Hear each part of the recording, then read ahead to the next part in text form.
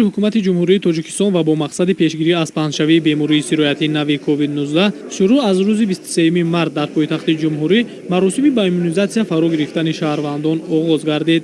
طبق نقشه معین گردیده ایمونیزاسیا بر ضد کووید 19 نخست آن بین کارمندان ساحه تندرستی شهر دوشنبه آغاز یافت که در آن وزیر تندرستی و حفظ اجتماعی اهالی جمهوری تاجیکستان جمالالدین عبدالله‌زاده، کارمندان ساحه طب، طبیبان، نمایندگان سازمان عمومی جهانی تندرستی در جمهوری تاجیکستان و نماینده خزینه کودکان سازمان ملل متحد در تاجیکستان از اولین نفرانی بودند که از واکسن شرکت بریتانیایی اکسفورد استرازینیکا ایمونیزاسیا شدند. با اطلاع مسئولین واکسیناسیا در 3 دوره صورت گرفته مرحله به مرحله در دیگر شهر و ناحیه‌های جمهوری ادامه می‌یابد. امروز ما یعنی روز اول واکسیناسیا هست. تصمیم گرفتیم که در مرکز استقلال همین امگذرانی آغاز گردد و در آینده در تمام قلمرو جمهوری تاجیکستان نقطه‌های امگذرانی هست. ما میتونیم هر روز در منطقه دوردست تاجیکستان زیاده از 3000 نقطه‌های امگذرانی با یعنی او تجهیزاتی که برای نگاه داشتن واکسن استرازینیکا و متخصصانی که امگذرانند آماده هستند.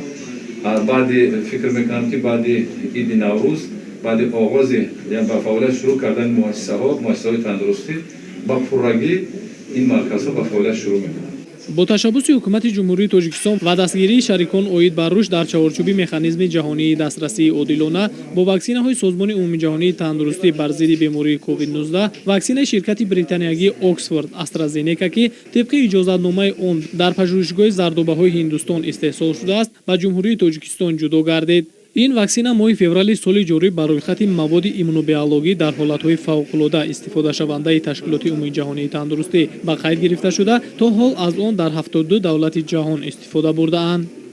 چرابینی امروزه به واسطه با قرار حکومت جمهوری تاجیکستان افتتاح گردیده است و مقصد از آن پیش از همه امگذرانی قسمت آسیب‌پذیر یعنی که قسمت معین اهالی پیش از همه طبیبان، استادان و شخصانی با در زردشت سن و سالشون از 60 بالا می باشد باید قید نمود که در مرحله اول برای امگذرانی به واسطه وایه‌ای که به واسطه از طرف تشکیلات جهانی تندرستی توصیه شده است و ثمرانگی آن ثابت شده است عملی شده ایستاده است. واکسنی که امروز شوری که همه شما شاهدید الکی آغاز شد ایمونیزاسیا فایده‌ناکی یا که ثمرانگی این واکسن 65.9 فایده رو تشکیل می‌دهد.